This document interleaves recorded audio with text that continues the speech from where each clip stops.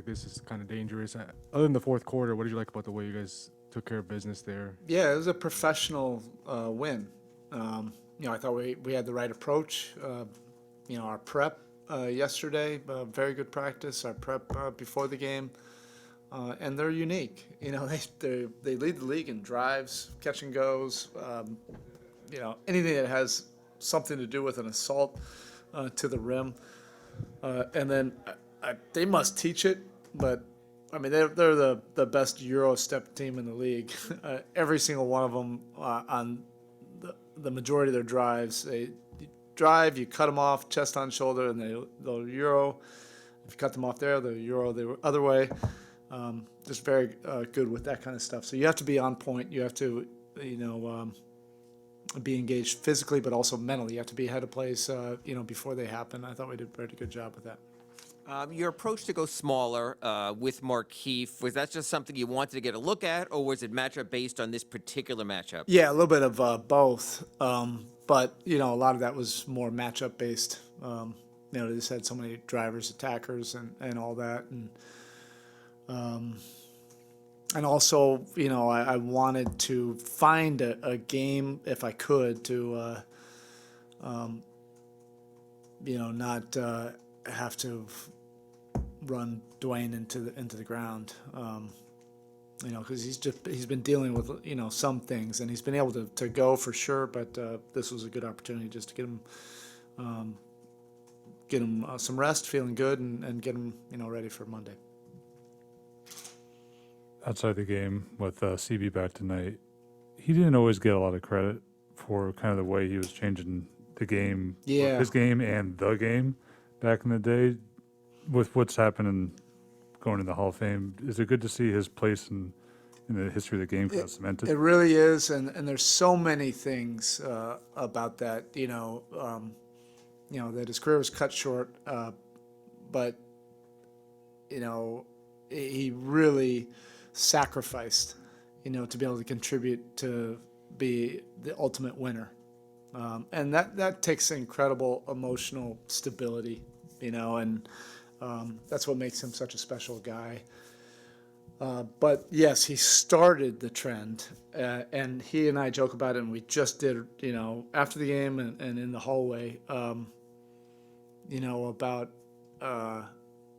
where we were doing some things that were not necessarily, conventional at that time. But you look at it now, we would have used them so much differently. It's crazy, like how much differently I would have used them, and I just wasn't. I didn't have the library or the creativity, the thought process, at that time, and it's a shame. He really could have unlocked his skill level. He would be a perfect fit, with this team, and that would be with Bam. He'd be incredible. But the way he could space the floor, his skill level, his ability to draw fouls, his ability to put the ball on the floor and create in this kind of game now, if I just had the foresight at all to be able to see this ahead of time, he would have been even better if there's another level of Hall of Fame. So I'll take the hit on that one. But at least he's got the HOF, so there can't be too many regrets, right? And a couple rings with that as well. Erik, you mentioned not wanting to run Dedmon into the ground. PJ's probably more than you wanted to have him play this year. Yeah. What is it going to take for you to actually get him to not want to play in a game? A couple bodyguards. No, really. Like every time I've like suggested it, he'll just laugh in my face. Sometimes he'll just like scowl at me. But we were able to get him some rest tonight. And this week has been very helpful for a lot of the guys. We were able to get some rest, recovery, but also work on our game and try to improve. You don't get many weeks like this ever in this association where you only play 2 games. So I think that'll really help. You'll see that benefit a lot of the guys, including PJ.